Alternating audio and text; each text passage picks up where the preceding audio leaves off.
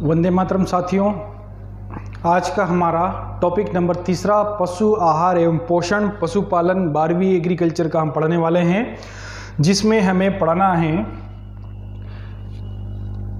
पशु आहार का वर्गीकरण। किसका पढ़ना है? पशु आहार का वर्गीकरण। जो पशु आहार हमने पढ़ा था पशुओं का आहार, ठीक है। तो पशुओं का आहार क्या था? जो भी चारा आपने पशुओं को खिलाता वही पशुओं का क्या कहलाता है? आहार कहलाता है। तो उस आहार में अब जब हम चारा खिलाते हैं तो जरूरी नहीं कि आप सिर्फ रोटी खाएं, रोटी का प्रकार होता है दूसरा, हम पूरी भी खाते हैं। क्या खाते हैं? पूरी भी खाते हैं, पराठे भी खाते हैं, सब चीज़ खाते ही है ना। तो इसी प्रकार से पशु भी क्या होता है, अलग अलग प्रकार का हम उसे चारा खिलाते हैं। तो वो जो चारा खिलाते हैं वो होता है 2 प्रकार का, ठीक है। तो 2 प्रकार का जो चारा होता है, तो पहला चारा हमारा होता है मोटे चारे। कौन से चारे? मोटे चारे, जिसे रगेज हम कहते हैं। तो जो मोटे चारे होते हैं, अब इसे सीधी सी भाषा में आप अगर समझेंगे तो मोटे चारे हम वही चारे कहेंगे जिनको ज़्यादा मात्रा में खिलाया जाता है। अब ज़्यादा मात्रा में जो खिलाएंगे वो सारे क्या कहलाएंगे? मोटे चारे खिलाएंगे। जिस प्रकार से हम जैसे बरसीम खिलाते हैं तो बरसीम भी मोटे चारे में आता है। आपने अगर मक्का की चरी उगाली है तो मक्का की चरी जो खिलाते हैं तो वो भी किसके अंतर्गत आता है? मोटे चारे में आता है। दूसरा आता है हमारे दाने, पशुओं को खिलाए जाने वाले दाने। अब सर दाने में क्या आता है? तो दाने में हम क्या करते हैं, पशुओं को जो दूध देने वाली जो हमारी भैंस या गाय होती है उसको आप रात को खल खिलाते हो, तो वो जो खल होती है वो कहलाता है दाना। दूसरा एक और क्या खिलाते हैं? फाड़े भी खिलाते हैं। तो जो फाड़े खिलाते हैं वो भी क्या होते हैं हमारे लिए? दाने के अंतर्गत आते हैं। तो इस प्रकार से जो भी अलग से आहार आप खिलाएंगे वो क्या कहलाएंगे? दाने। एक बार मोटे चारे यानी कि जिनको मोटी मात्रा में जो खिलाओगे वो क्या कहलाएंगे? मोटे चारे। और जिनको दाने के रूप में आप खिलाएंगे वो क्या कहलाएंगे? दाने वाले चारे खिलाते हैं। तो हमें 2 ही प्रकार के चारे पढ़ना है, एक तो मोटे चारे एवं दाने, ठीक है। अब इनका यहाँ पर विस्तृत हम वर्गीकरण पढ़ते हैं। विस्तृत वर्गीकरण में कि मोटे चारे कौन कौन से सर ऐसे होते हैं जो हमको पशुओं को खिलाना पड़ेगा। तो पहला तो हमने पढ़ा था दोस्तों कि मोटे चारे, कौन सा चारा खिलाना है? मोटे चारे। और दूसरा हमने पढ़ा था दोस्तों दाने। क्या पढ़ा था? दाने, ठीक है। तो अब मोटे चारे के बारे में हम पहले जान लेते हैं कि मोटे चारा, तो मोटा चारा पहले 2 प्रकार का हो सकता है, या तो हरा भी हो सकता है और सूखा भी हो सकता है। 2 प्रकार के हमारे पास चारे होते हैं। तो हरे चारे के बारे में हम पढ़ने वाले हैं कि जो हरा चारा होता है वो कैसा होता है, ठीक है। तो हरे चारे का जो वर्गीकरण होता है वो होता है जैसे कि फलीदार चारा। फलीदार का मतलब होता है आपको दलहनी चारा जो होगा वो फलीदार के अंतर्गत आता है। तो दलहनी चारे में या फलीदार चारे में कौन कौन से आते हैं सर? तो या तो आप बरसीम पशुओं को खिला सकते हैं, सब पहचानते हैं बरसीम को।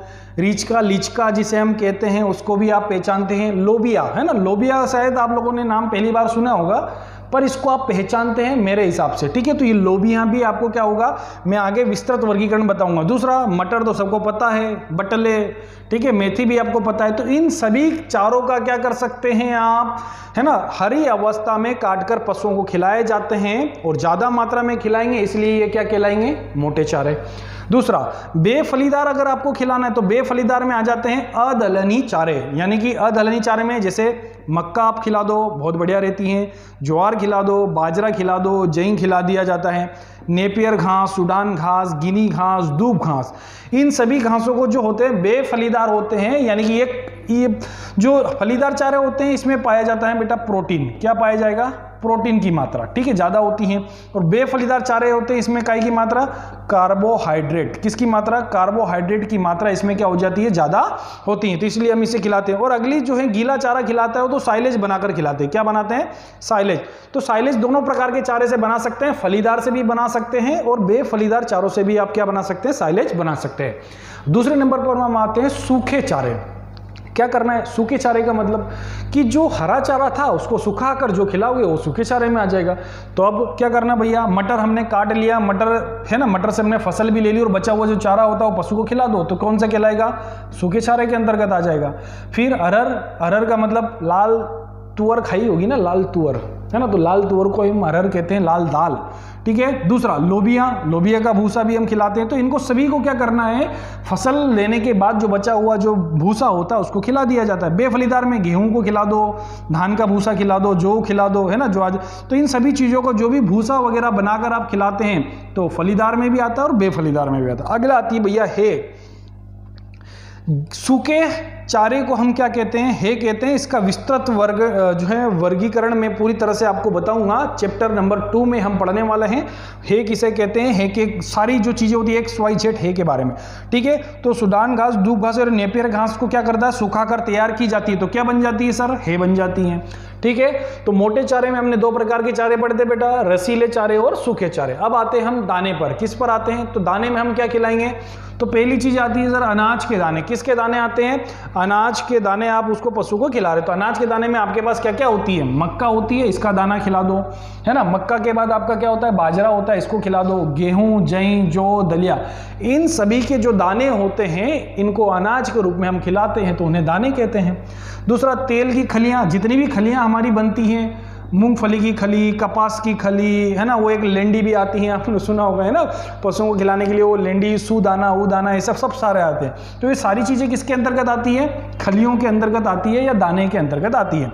अब दाल खिला दो भैया कि जो भी मसूर की दाल, चना, मटर, अब सर इनके लिए क्या अलग से दाल बनाएं, कुकर में, क्या नहीं, कुकर में मत बनाना दाल इनके लिए दाल क्या होती है कि जो भी दाल हम खाते हैं तो उसकी चलने में जो टुकड़े निकलते हैं, चूनी, है ना, जिस टुकड़े को चूनी ऊनी हम कहते हैं, तो वो चूनी क्या करते हैं, हम पशुओं को खिलाने के लिए उपयोग में करते हैं। घर वाले से पूछ लेना, उनको पता होता है, ठीक है। दूसरा अपारंपरिक दाने में क्या होता है, महुआ भी खिलाते हैं और अम्बाडों की खली वगैरह भी हम पशुओं को खिलाने में उपयोग में लाते हैं। तो भैया आपको अच्छे से समझ में आया होगा, 2 प्रकार के चारे हैं हमारे पास, एक तो कौन सा चारा, मोटा चारा, और दूसरा क्या होता है, दाना। 2 प्रकार के चारे, ठीक है। तो इसको अच्छे से पढ़ना है, पूछा जाता है मोटे चारे क्या होते हैं और दाने क्या होते हैं, ठीक है। ये अच्छे से आपको समझना है। आगे हम देखते हैं इसी कि जो होता है कि सबसे आप विस्तृत वर्गीकरण पढ़ेंगे, मैंने अभी बताया, ठीक है। विस्तृत वर्गीकरण जो चारा होता है, तो पहला जो चारा होता है हमें पशुओं खिलाने के लिए बहुत बढ़िया, लोबिया। क्या होता है, लोबिया जो होता है, तो लोबिया क्या है, सबको पता है, मैंने अभी बताया था। लोबिया को जो है काउपी कहते हैं, क्या कहते हैं, काउपी कहते हैं, या इसका बॉटनिकल नेम क्या है, विग्ना साइनेंसिस के नाम से इसे जाना जाता है। वेरी इंपॉर्टेंट, 12th में पूछा जाता है भैया, है ना, स्टार लगा लेना। 12th में क्वेश्चन पूछा जाता है, ऑब्जेक्टिव में पूछा जाता है, पीएटी में भी इसका वानस्पतिक नाम पूछा जाता है, तो इसलिए आपको याद रखना है। लोबिया को इंग्लिश में काउपी कहते हैं और इसका जो वानस्पतिक नाम है क्या है, विग्ना साइनेंसिस। चौले खाए कि नहीं तुम लोगों ने, चौले, हाँ चौले तो खाए होंगे सभी लोगों ने, तो बेटा चौले को ही लोबिया कहा जाता है। चौले की सभी हम सब खाते हैं, तो उन्हीं चौले को क्या कहते हैं, लोबिया के नाम से भी पहचाना जाता है। तब इस लोबिया को हम जब खेती करेंगे तो भैया जब पशुओं को चारा खिलाएंगे तो ये चौले की स्थिति में नहीं खिलाएंगे, चौला नहीं खिलाना है पशु को, चारा खिलाना है। तो ये चौले हैं उस चारे में नहीं आना चाहिए, उसके पहले ही काट कर क्या किया जाता है, पशु को खिलाया जाता है। तो इस चौले को कैसे उगाना है उसके बारे में हम समझते हैं। तो इसके लिए किस प्रकार की भूमि अच्छी रहती है, तो सभी प्रकार की मिट्टियों में आप इसे उगा सकते हैं। कहीं भी वो तो भैया पाकिस्तान में चले जाओ, है ना, कश्मीर में चले जाओ, जहाँ जाओ वहाँ उसको लगा देना, उग जाएगा, ठीक है। दूसरा इसके लिए अगर सर खाद, अब खाद की सर पशु को तो खिलाना ही है, अब चौला लेना नहीं है, उसके बाद भी हम खाद देते हैं। तो खाद देने का हमारा रीजन होता है कि अच्छी पत्तियां हो, अच्छी शाखाएं वो बनाए और उसके अंदर पौष्टिकता उपलब्ध रहे। इसलिए आपको क्या करना है, 20 से 25 किलोग्राम के हेक्टेयर से क्या देना है, नाइट्रोजन देना है। 30 से 40 किलोग्राम प्रति हेक्टेयर क्या देना है, फास्फोरस देना है। इसके लिए अच्छा माना जाता है। उत्तम जातियां यानी कि कौन सी किस्म हमें उगाना चाहिए, तो K397 किस्म का उपयोग करें, K585 का उपयोग करें, सिरसा 10 या FOS1 का आप उपयोग करें, जिसमें पत्तियां अधिक लगती हैं, शाखाएं अधिक लगती हैं। तो शाखाएं अधिक लगती हैं तो जो है हमारा चारा भी बहुत ज़्यादा मात्रा में आता है, तो पशुओं को खिलाने में बहुत अच्छा रहता है। अगला कि जब चौला जो होता है ना, यहाँ भी देखो चौला दिख रहा है आपको, है ना, अच्छे से दिख रहा होगा चौला कि हाँ सर ये तो पहचाना हमने, फिर तो इसी को हम बेटा लोबिया भी कहते हैं।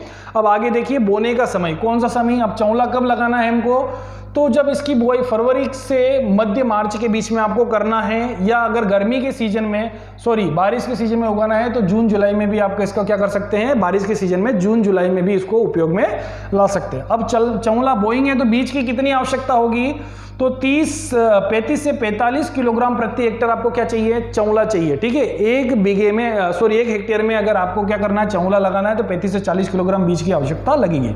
सिंचाई क्या करना है, तो जायद की फसल यानी कि गर्मियों के दिनों में अगर लगाओगे तो 15 से 20 दिनों में और सिंचाई की जाती है, परंतु खरीफ में, वर्षा ऋतु में तो सिंचाई की कोई आवश्यकता पड़ती ही नहीं है, क्योंकि हम बारिश में उसे उगाया जाता है। अगला कटाई एवं पैदावार कितनी करना है, तो बुआई के लगभग 2 से 2.5 माह बाद ये काटने लायक हो जाता है और उसकी पूरे हेक्टेयर में कितनी पैदावार आती है, 250 से 300 क्विंटल हमारे पास चारा उपलब्ध होता है और हम पशुओं को खिलाते हैं। Very simple. ठीक है, तो चौले के बारे में आपने पढ़ा, क्या क्या पढ़ा भैया, भूमि कैसी चाहिए, ठीक है, वानस्पतिक नाम क्या है, कुल क्या है, ये सारी चीजें हमको चौले के बारे में हमने पढ़ा है। ठीक है, अब आगे हम देखते हैं चौले के बाद हमारी दूसरी फसल आती है मक्का चरी। मक्का चरी तो सब जानते ही हैं, मक्का चरी क्या होती है, हमारे हर घर में मक्का चरी उपलब्ध होती है। ठीक है, तो जो मक्का चरी कोई स्पेशल किस्म नहीं होती है, ज़्यादा सांगड़ी फेंक दो खेतों में मक्का चरी हो जाएगी, है ना, दूर दूर नहीं लगाएंगे तो भुट्टे नहीं लगाएंगे, खाने को नहीं मिलेगा, है ना। तो इसलिए मक्का चरी मेज इसे हम कहते हैं। ठीक है, और इसका वानस्पतिक नाम क्या है, जिया मेज। ठीक है, याद रखना है यह कि एक अत्यंत गर्मियों में मई जून एवं जुलाई में प्राय कमी रहती, कब, चारों की कमी रहती है। तो यानी कि अक्सर क्या होता है कि गर्मियों के दिनों में हमारे पास पशुओं को खिलाने के लिए चारा उपलब्ध नहीं होता है, तो हम गर्मियों में ज़्यादातर उपयोग मक्का चरी का ही करते हैं। इसके लिए कैसी भूमि की आवश्यकता होगी आपको, तो भारी मिट्टी या दोमट मिट्टी में भी हम क्या कर सकते हैं, इसे लगा सकते हैं, काली मिट्टी में भी आप इसका उपयोग करो। खाद एवं उर्वरक कितना देना है, तो 200 क्विंटल प्रति हेक्टेयर क्या करना है, गोबर की खाद भी आप इसमें दे सकते हैं। ठीक है, नाइट्रोजन कितने किलोग्राम, 80 किलोग्राम नाइट्रोजन का इसमें उपयोग कर सकते हैं और 50 किलोग्राम फास्फोरस भी इसमें दी जाती है ताकि अच्छा चारा हो, है ना, पशुओं को खिलाने के लिए अच्छे पौष्टिकता उसके अंदर उपलब्ध हो। उत्तम जातियां क्या क्या उगाना है, वेरी गुड, जवाहरलाल नेहरू मतलब जवाहर उगाओगे, दूसरा गंगा सफ़ेद उगाओगे, गंगा 2, सफ़ेद 2, गंगा सफ़ेद 3 और गंगा सफ़ेद 5 किस्मों का भी आप क्या कर सकते हैं, इसमें उपयोग कर सकते हैं। ठीक है, मक्का ज्वार चरी के लिए इसमें हमें लगाना है। आगे देखते हैं मक्का के बारे में, देखते रहिएगा, बढ़िया है ना। अच्छा, बोने का समय तो सबको पता है। ठीक है, क्या होगा, क्योंकि मक्का एक ऐसी फसल है जो तीनों सीजन में उगाई जाती है और अभी पर्याप्त मात्रा में सभी समय में मिलती है। ठीक है, तो मक्का का कभी पूछा जाए तो पहला जो ऑप्शन आता है कि मक्का उगाई जाती है, चरी की बात नहीं कर रहा हूं मैं, मक्का की बात कर रहा हूं। तो मक्का खरीफ की फसल है, किसकी फसल है, खरीफ की, याद रखना। और आपके पास अगर ऑप्शन ऐसा रहे कि मक्का उगाई जाती है खरीफ, रबी एवं जायद, है ना, मक्का उगाई जाती है, तो ऑप्शन हमारे पास एक है खरीफ, दूसरा है रबी, तीसरा है आपके पास जायद। ठीक है, और चौथा है आपके पास सभी, क्या आता है, सभी। तो आप कौन सा आंसर लगाओगे, मक्का सभी सीजन में उगाए जाने वाली फसल है। आपको आजकल 12 महीने ही मक्का उपलब्ध होती हैं, तो इसलिए हम चारों सीजनों में क्या कर सकते हैं, मक्का को उगा सकते हैं।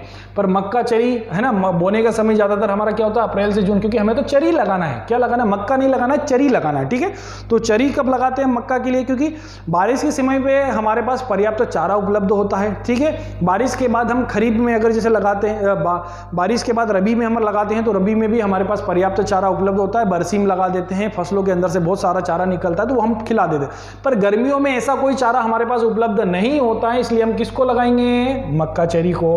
दूसरा, बीज दर आपकी कितनी रखना है, 40 से 50 किलोग्राम प्रति हेक्टेयर। बेटा ये है ना, अब क्या है, एग्रीकल्चर में आने के बाद आपको, मुझे भी कई की बार मैं बोल देता हूँ कि बीघा है ना, तो ये बीघा से हमें अब कोई लेना देना नहीं होता है। जब हम एग्रीकल्चर में साइंटिफिक तरीके से अगर जब आ जाते हैं तो हमें यहाँ पर सिर्फ एक ही चीज़ याद रखना है, या तो हेक्टेयर याद रखोगे या एकड़ याद रखोगे। ठीक है, तो अब यहाँ जितनी भी चीज़ें होगी, उत्पादन भी हेक्टेयर में होगा, बुआई भी हेक्टेयर में होगी और सब कुछ काय में चलेगा, हेक्टेयर में ही चलेगा। ठीक है, तो आपको हेक्टेयर में ही याद रखना है। दूसरा अगला आता है हम सिंचाई करना भैया, तो 20-20 दिन पर आप सिंचाई कर दो बढ़िया तरीके से। ठीक है, कटाई एवं पैदावार करना है, तो कटाई क्या होगी, 40 दिनों के बाद कटाई के लायक हो जाता है और 200 क्विंटल प्रति हेक्टेयर क्या होता है, उसका उत्पादन आ जाता है। और अगर संकर का आप लोगे तो 250 से, संकर मक्का अगर लगाइए बहुत अच्छी वाली जिसमें पत्ते वत्ते सब कुछ ज़्यादा होते हैं, तो उसकी उत्पादन जो है 250 से 300 क्विंटल प्रति हेक्टेयर भी आपको मिल जाती है। आगे देखते हैं हम अगली फसल, पहली हमारी कौन सी थी भैया, लोबिया, दूसरा कौन सी हुई, मक्का। ठीक है, अब तीसरी फसल हमारे पास आती है ज्वार चरी। हाँ, ये भी सभी ने देखा है भैया कि ज्वार चरी भी लगाई जाती है। ठीक है, तो ज्वार चरी भी हम जो है पशुओं को खिलाने के लिए उपयोग में लाते हैं। तो इसकी भूमि कैसी होनी चाहिए भैया, हल्की भारी दोमट मिट्टी में इसे लगाया जाता है। खाद कितना लेना है, अगर गोबर की खाद अगर खेत में हम डाल रहे हैं तो 150 क्विंटल प्रति हेक्टेयर उपयोग करना है। साथ ही 40 किलोग्राम पोटास डाल दो, 60 किलोग्राम नाइट्रोजन का उपयोग कर सकते हैं और 40 किलोग्राम फास्फोरस का उपयोग किया जाता है। तो ये अब उर्वरक डालना है। उत्तम जातियां, वेरी गुड, उत्तम जातियां में क्या क्या पढ़ना है, पूसा चरी, पंतचरी 2, विदिशा 60, MP चरी भी आप क्या कर सकते हैं, इसको उगा सकते हैं। तो इस प्रकार की किस्मों का हम काय में उपयोग करते हैं, चरी के लिए भी उपयोग करते हैं। आगे देखते हैं बोने का समय। बोने का समय ये भी किसकी फसल है, ज़्यादातर खरीफ ऋतु की फसल है। किसकी फसल है, खरीफ ऋतु की फसल होती है। पर इसे हम जहाँ सिंचाई की उपयुक्त व्यवस्था है, इसकी बुआई आधी मई से आधी जून के बीच कर सकते हैं। मतलब इसको भी हम अगर चरी के रूप में उगाना है तो हम कब उगाएंगे, मई जून में इसका उपयोग किया जाता रखना, ठीक है। आधी मई या मई से जून में इसकी क्या की जाती है, बुआई की जाती है। आपको ये याद रखना है बोने का समय। अब इसके हम पढ़ लेते हैं, ठीक है। तो बीज दर कितनी, अगर ज्वार पता है जितना जिस फसल का दाना छोटा होगा उसकी बीज दर कम लगती है, और जिस फसल का दाना मोटा होता है, बड़ा होता है, उसकी बीज दर अधिक लगती है। ये आपको याद रखना है। तो बीज की मात्रा कितने किलोग्राम, 20 से 30 किलोग्राम प्रति हेक्टेयर में काम हो जाता है हमारा। सिंचाई तो 2-3 बार सिंचाई, ज़्यादा सिंचाई की आवश्यकता नहीं होती है। 3-4 सिंचाई में जो है चरी का काम हमारा हो जाता है। देख रहे हो मजदूर है ना, मजदूर काट रहे हैं खेतों में, ये बई और लगी हुई है, ठीक है। ये जो है, पर ये क्या होता है कि ज़्यादा छोटी अवस्था में नहीं काटना है उसका। अच्छा हाँ, ये लिखा हुआ यहाँ बता दूंगा, है ना। तो सिंचाई, अब पैदावार कटाई। ज्वार की प्रारंभिक अवस्था में से धुरीन नामक तत्व पाया जाता है। बेटा याद रखना, धुरीन नामक तत्व पाया जाता है जिसे एशियन अम्ल बनता है, हाइड्रोक्लोरिक, है ना, ये बनता है। तो ये क्या होता है, ये जहरीला होता है। क्या होता है, जहरीला होने के कारण पशु की मृत्यु भी हो सकती है।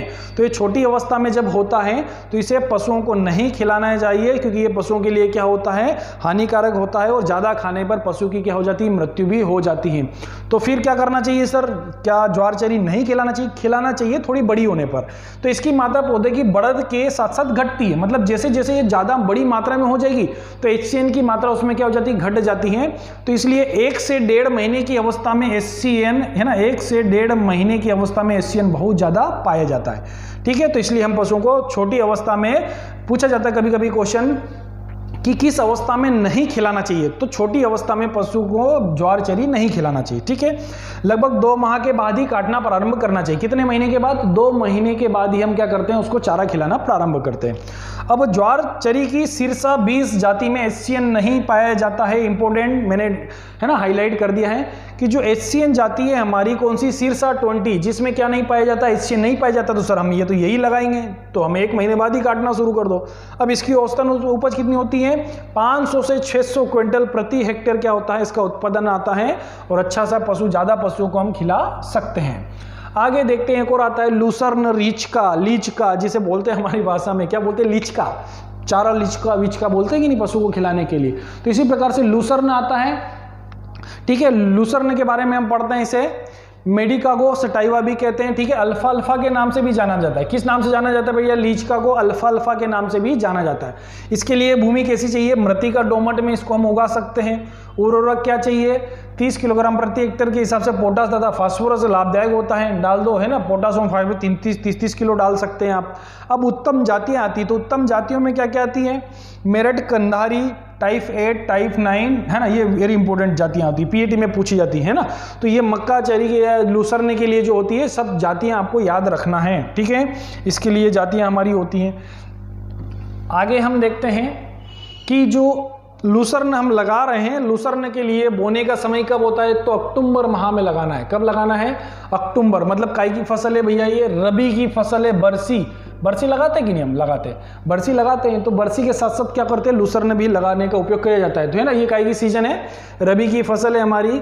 बीज की मात्रा 20 से 25 किलोग्राम प्रति हेक्टेयर इसका उपयोग किया जाता है। सिंचाई बहुवर्षीय फसल है, इसमें हर टाइप के बाद सिंचाई करना चाहिए, ठीक है। जब भी आप कटाई करते रहो, पानी पिलाते रहो, काटते रहो। तो लूसर्न एक हम पूछा जाता है कि लूसर्न कैसी फसल है, तो बहुवर्षीय फसल है। इसको आपको बार बार बोने की आवश्यकता नहीं पड़ती, 1 साल लगा दो, 3-4 साल 5 साल तक ये क्या होती है, चलती रहती है। काटो पिलाओ, काटो पिलाओ, काटो पिलाओ वाला काम चलने दो, ठीक है। अगला कटाई एवं पैदावार, तो बुआई के 24 माह के बाद कटाई शुरू कर दी जाती है। कितने माह के बाद भैया, तो थोड़ा सा समय लगता है ना, लंबे समय वाली फसल होती है। लगातार 3 वर्षों तक हरा चारा मिलता रहता है, और इसकी हरे चारे की औसत उपज लगभग 1000 क्विंटल प्रति हेक्टेयर तक इसकी आंकी गई है। तो 1000 तक इसमें देखने को मिलती है भैया। ये भी हमारे लिए कि बार बार बोने का झंझट खत्म। तो आप क्या लगा लो, लीच का लगा लो, ठीक है। आगे हम देखते हैं वेरी इंपॉर्टेंट, हरे चारों का राजा जिसे बरसीम कहा जाता है, सभी लोग जानते हैं, ठीक है, ठंड में हम इसे उगाते हैं, ठीक है। तो बरसीम के बारे में क्या कहते हैं भैया, बरसीम को बरसीमी कहते हैं, ट्राइफोडियम अलेक्जेंड्रियम इसका बॉटनिकल नेम है। तो बरसीम चारे के लिए सर्वाधिक उपयोग किए जाने वाला चारा है भैया, जिसके यहाँ देखो उसके यहाँ बरसी पाई जाती है, ठीक है। भूमि सभी प्रकार जहाँ चाहो वहाँ इसको क्या कर दो, उगा लो। खाद क्या चाहिए भैया, 20 से 30 किलोग्राम प्रति हेक्टेयर क्या देना है, नाइट्रोजन देना है, 50 से 60 किलोग्राम फास्फोरस देना है और 40 किलोग्राम कितना क्या देना है, पोटास की मात्रा दी जाती है, ठीक है। ये अलग अलग रखना है। उत्तम जातीय क्या क्या लगाना है, पूसा, ज्वाइन, मेस्काबी तथा बरदान हरे चारे के लिए उपयुक्त किस्में होती हैं, ठीक है। बरसी सब लोग जानते हैं। बरसी के साथ साथ मैंने एक बार कहानी बताता हूं मैं, क्या होता है, मैं भी खेत पे घूमने गया भैया, ठीक है। एक जो है खेत की मेड़ के पास हमारी सरियों में क्या होती है, बरसी खड़ी हुई है। घर वाले ने बोला कि आपको जो है वहीं साथ में एक मेथी की सरी भी हमारे घर पे थी, तो उन्होंने जो है ऐसा बोला कि मेथी तोड़ के लाना है, ठीक है। तो पता चला भैया जो है बाबू जो है कि वो तोड़ के ले गए हम, तो हमने क्या करा कि मेथी की जगह हमने क्या कर दी, बरसी तोड़ के घर ले गए। पता चला कि यार है, तो ऐसा कभी कभी हो जाता है कि मेथी की जगह बरसी, तो मैंने खाई भी है, मतलब उसको उस टाइम पर क्या करा था, मैंने खा भी लिया, क्योंकि अब तो पता नहीं, पहचान नहीं पा रहे, क्योंकि दोनों के पत्ते लगभग सेम होते हैं, पर सेम नहीं बेटा, मैं बताता हूँ। गहरा हरा होता है, किसका कलर, मेथी का कलर, क्योंकि उस दिन से मेरे को पता चल गया कि यार अपन भी जानवर बन गए, आज अपन ने क्या खा ली, बरसीम खा ली, ठीक है। तो जो मेथी होती है उसका जो पत्ते होते हैं वो क्या होते हैं, थोड़ा सा हरा, गहरा हरा होता है, और इसके जो है लाइट हरा होता है, तो आपको वहाँ पहचानना है। और जब खेतों में घूमने जाओगे ना तो ऑटोमेटिकली फील्ड पे जाओगे तो सब पता चल जाएगा, ठीक है। तो ये सारी चीज़ें बरसीम किसे कहेंगे, मेथिम किसे कहेंगे, तो उत्तम जाति हमको लगाना है।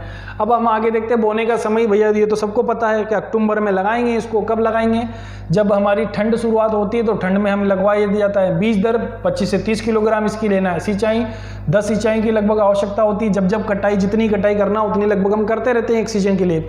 कटाई एवं पैदावार यानी कि 1.5 से 2 माह के बाद क्या होते हैं, कटने लायक हो जाती हैं। 5 से 7 सेंटीमीटर बड़ी हो जाए तब इसको काट लो, और लगभग 500 क्विंटल प्रति हेक्टेयर के हिसाब से इसका क्या किया जाता है, हरा चारा प्राप्त कर सकते हैं, ठीक है। तो ये हमारे लिए कुछ विशेष फसलें जो होती हैं हरे चारे के रूप में, उसके बारे में हमने पढ़ा। आगे हम देखते हैं विशेष फसलों के बारे में। अब इसमें याद क्या क्या रखना है वो भी मैं आपको आगे बताऊंगा, ठीक है। अब पशु आहार में मोटे चारे, क्योंकि जितने भी अभी हमने 4-5 चारे पढ़े ना, बरसीम वगैरह सब काई के अंतर्गत आते हैं, मोटे चारे के अंतर्गत आते हैं। अब मोटे चारे की हमारी क्या उपयोगिता है और क्या फायदे होते हैं हम अगर पशुओं को खिलाया जाता है। तो चारे अधिक रेशेदार होने के कारण राशन की मात्रा में वृद्धि करते हैं, वेरी गुड, क्योंकि जब हम पशुओं को खिलाते हैं, है ना, रेशेदार होने के कारण जो भी मात्राएं होती है वो अधिकतर हम उसे खिला सकते हैं। दूसरा, मोटे चारे सस्ते एवं शीघ्र शक्तिदायक होते हैं भैया। जो भी मोटे चारे हम पशु को खिलाते हैं तो वो शक्तिदायक भी होते हैं, है ना, और सस्ते भी हमको उपलब्ध हो जाती है। बरसीम किसी के यहाँ खरीदने नहीं जानी पड़ती है। पशुओं के शरीर के लिए शक्ति प्रदान करता है, ये तो पता ही है, जब खाएगा तो शक्ति तो मिलेगी ही मिलेगी। हरे चारे में विटामिन ए अधिक पाया जाता है, वेरी इंपॉर्टेंट। विटामिन ए क्या होता है भैया, हरे चारे की पत्तियों में विटामिन ए पाया जाता है। स्वादिष्ट होने के कारण पशु अधिक क्या करता है भैया, खाना पसंद करता है। जब अच्छा मिलेगा तो पशु खाना तो पसंद करेगा ही करेगा, है ना। गीला गीला चारा, हरी हरी बरसी अब जब उसको मिलेगी तो हाँ मजे आ जाएंगे, तो वो ज़्यादा मात्रा में खाएगा। हरे चारे पाचक तो होंगे, क्योंकि जब ताजी चीज़ें खाते हैं, ताजी रोटी खाते हो तो जल्दी पचा लेते हो, है ना। तो ऐसा पशुओं के साथ भी होता है कि जब वो ताज़ा भोजन खाएगा तो जल्दी पचा लेगा, और क्या रहेगा, स्वास्थ्यवर्धक भी रहेगा, किसी प्रकार से कोई बीमार नहीं होगा।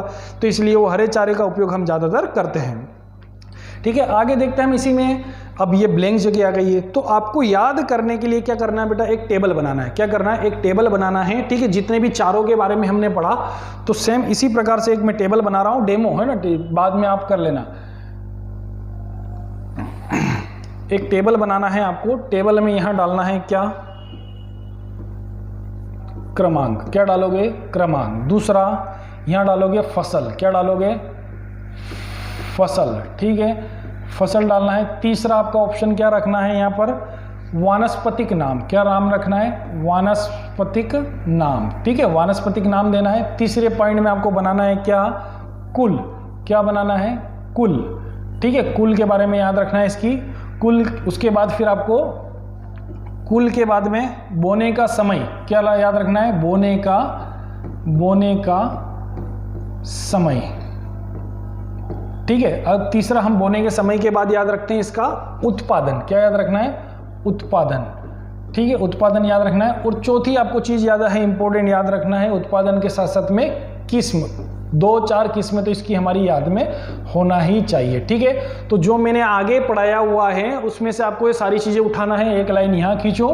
ठीक है, जो भी हमने फसल पढ़ी थी, पहली फसल कौन सी थी, नंबर 1 क्या थी, बोलो, लोबिया। क्या थी, लोबिया। ठीक है, तो इसी प्रकार से लोबिया का आपको यहाँ वानस्पतिक नाम डालना है, कुल डालना है, बोने का समय डालना है, उत्पादन कितना आया था हमारा, हेक्टेयर, क्विंटल, है ना, और किस्म कौन कौन सी हमारे लिए थी। तो ये चारों पांचों फसलों के बारे में आपको यहाँ पर लिखना है और एक अच्छी सी टेबल बनाना है जिससे कि हम शॉर्ट टर्म में इसे क्या कर सकते हैं, याद कर सकें। ठीक है, तो ये आपके लिए बहुत अच्छी इंपॉर्टेंट जो है टेबल के बारे में हम पढ़ाना है, यहाँ पर आपको बनाना है और याद करना है। ठीक है, तो अगर आपको लेक्चर समझ में आता है तो अपने दोस्तों को भी शेयर करिए, लगातार लेक्चर देखिए। 2 घंटे के लेक्चर में भी हम 12th की बहुत अच्छी तैयारी कर सकते हैं इसी चैनल के साथ, है ना। आप हमारे चैनल को लाइक एवं सब्सक्राइब करिए। वंदे मातरम।